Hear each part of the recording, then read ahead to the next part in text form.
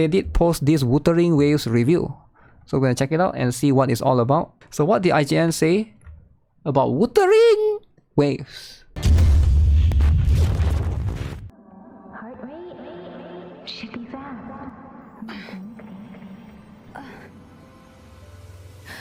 You're awake.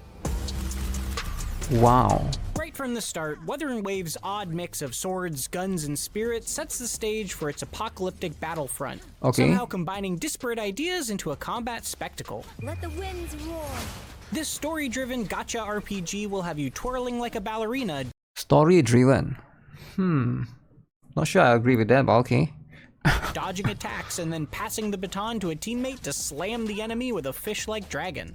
Unfortunately, while those flashy, fast-paced fights What fish-like dragon? and its parkour-like Oh, Baizi fish-like dragon. movement are exciting, Wuthering Waves also fails to impress in a few other key areas.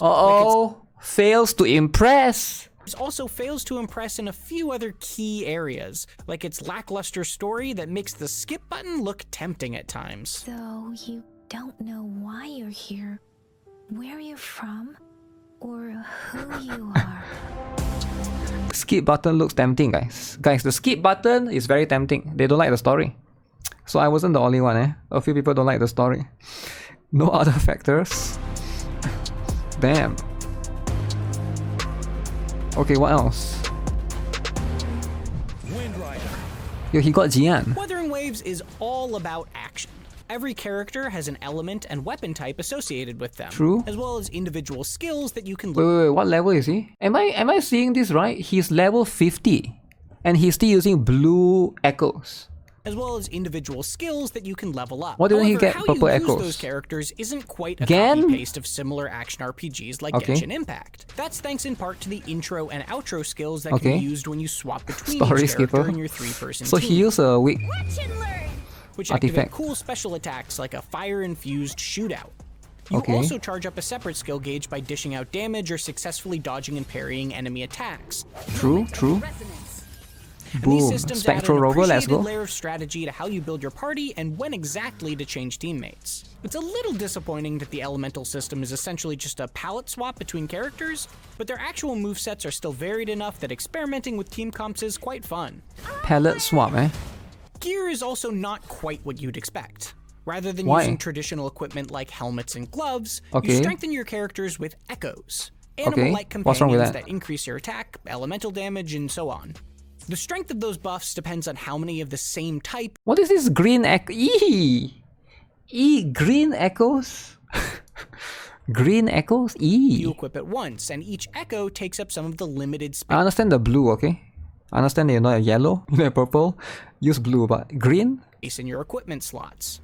Okay. These He's quite high. He's like very close to my level. restrictions encourage you to figure out how to squeeze in the most buffs you can, Okay. even if that means temporarily using echoes with suboptimal stats. The best part about echoes is how they tie into the environment. As you fight enemies and bosses, they'll sometimes leave behind ghost-like shells of themselves for you to absorb and convert Okay, into that's true. echoes. So that I can grab That more. makes exploration more appealing because finding different types of monsters could mean getting access to new Oh, he didn't even find some of this yet. Can kinds see. of buffs. Not only does this system reward you with interesting Oh, he couldn't find this one. I took so long to find this stupid teleport. He couldn't find it. I swear a lot of people couldn't find where this teleport is. You have to go from like here and go in from there. It's so stupid, man. Why did they design it that way? gear for your characters, it encourages It took you me to 2 fill out hours your to map find as you that. go. Bulldozing through the same enemies over and over Okay. again to collect echoes can start to feel repetitive after a few Huh. dozen hours, but at 4 least they and also 4 get point you echo. points in a collection tracking guidebook, as well as a battle pass full of rewards. So there Battle are pass. reasons to hunt them beyond just upping your stats. Gotta Okay. catch them all. Dailies indeed. Quantity over quality. Is he going to say that the... Wait, what is the quantity over quality? What is he going to say? Story? Even when happily farming, one part of Wuthering Waves that totally falls flat is its story. Developer Kuro Games has openly spoken about how it had to revamp the entire story ahead of Okay, launch. that's true. And sadly, the version we ultimately got still falls short, with uneven pacing and too much exposition.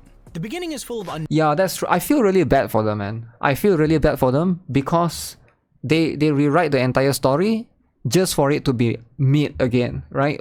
They wasted so much time, they wasted so much money, resources, and I have a feeling, again, I could be wrong, right? But I have a feeling they delay the entire launch of the game, or they prolong the launch of the game just to rewrite the story. If not, they could have launched it earlier.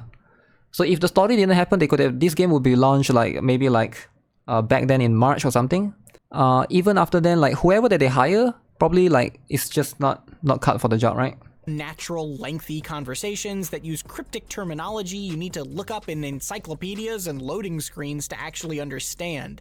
And it doesn't get any more compelling once you do. Oh, by Pangu Terminal, she means the gourd-shaped device every Pangu resonator Terminal. has. Your main character follows the classic trope of an amnesiac protagonist that seemingly appears out of nowhere, with a generic story that revolves around the secrets of their past. That can work. That's like every gacha game story. Like every gacha game story is like you wake up, you'll be like, who am I? I lost my memory. Now you're going to save the world. Done right, but this setup feels confusing and Camellia. undeserved because of all the history and jargon thrown at you without any explanation as to how all of it connects. Things start to clear up in the later acts of the first chapter, only for it to introduce more characters that divide your attention before you even get to know them. And it doesn't help that the voice acting sounds... I agree with him. It feels very rushed. I wish we get I know they're going to introduce more later on, and I know how they plan to do it. They will have character companion quests and stuff.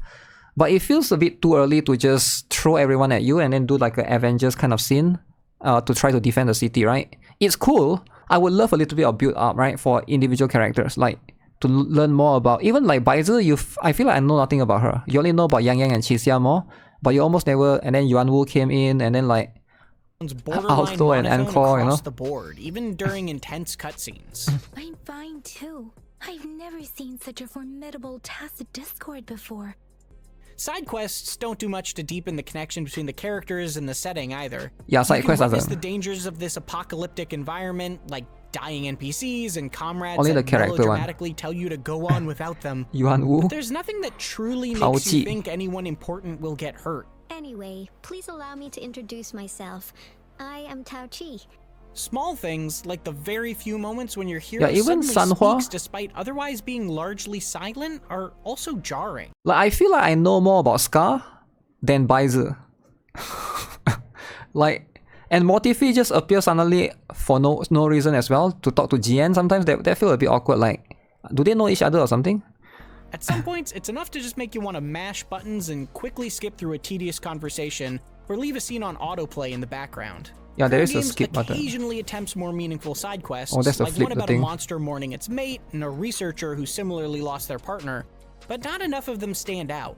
You are all right, it seems. These memorable quests are more of a rarity than the norm. Even when you have big side quests waiting to be completed after the roughly 20-hour main story, the large text blocks that always accompany them make them daunting to get started. Playing through these missions for their rewards alone is at least a compelling incentive, because they won't exactly have you perched on the edge of your seat expecting some big surprise.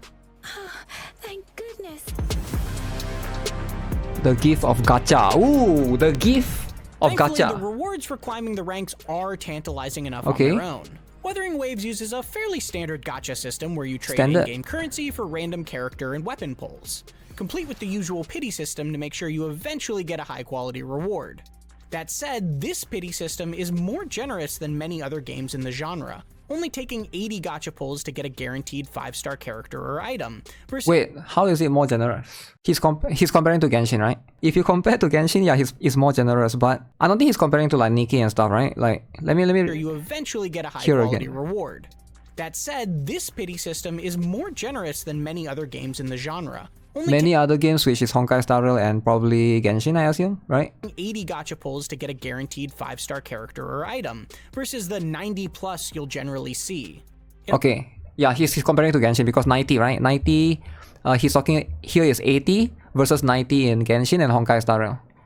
Also offers tons of free resources during the initial honeymoon phase too. True. Handing out dozens of pulls whenever you climb 10 or so ranks alongside other systems that make them particularly easy to earn at the beginning. You're even guaranteed to get at least one random 5-star character right away, plus another 5-star character of your choice after 80 pulls. GN. And on top of that, Wuthering Waves is handing out a free pass that will be available until next year for another 5-star character. So that many means free. You could have at least 2 top-tier fighters in your party. Top 5-star. You're still at the luck of the draw beyond that, but it feels generous out of the gate, especially for any gacha game fans burnt out on bad pulls elsewhere. Some of the characters do feel underpowered compared to others, which is sort of inevitable in games where the cast grows over time like this. However, Wuthering Waves does its best to offer future-proof free-to-play characters that'll make it easier to build optimized rotations without having to constantly keep up with the new releases. You unlock 6 4-star characters for free through the story that can charge your party's energy, strengthen their attacks, and heal as needed. Commence healing. It's great that this foundation, plus those guaranteed 5-star characters, make it so that beginners can start building strong team comps that feel satisfying right away. Okay, let's see then. Final verdict.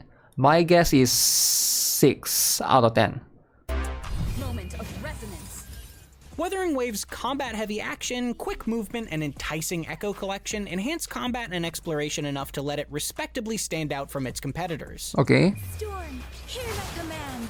The fights are polished and sophisticated, rewarding reactivity and optimal builds and teams. Okay. On top of that, the Echo equipment system ties your character progression into the environment in a way that encourages you to uncover every inch of the map, which can be satisfying despite the repetitive process of fighting overworld mobs.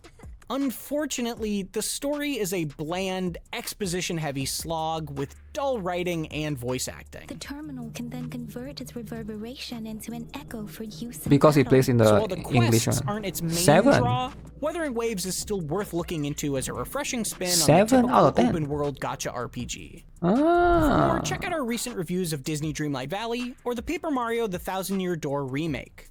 And for Okay, everything else, that's higher than I expected. stick with IGN. I wish he would touch a little bit more on the echo part, right? Like, I get he did mention that the echo can be farmed and stuff, but he didn't touch about the farming echoes, like using your tested field and stuff, and just like a general daily stuff, right? I wish they would touch a little bit there, because that one is also quite important. That's like the daily loop for a gacha game. IGN give 9 out of 10 to Genshin. Yeah, 7 out of 10 is like, yeah, it's like passable, definitely above average. So the biggest complaint that they seem to have is going to be the story. Fortunately, they didn't encounter any bugs, so there's that. But yeah, it's a decent review. All right, I would say it's like it's not bad actually. It's just not super detailed. It's very like surface level. But yeah, 7 out of 10.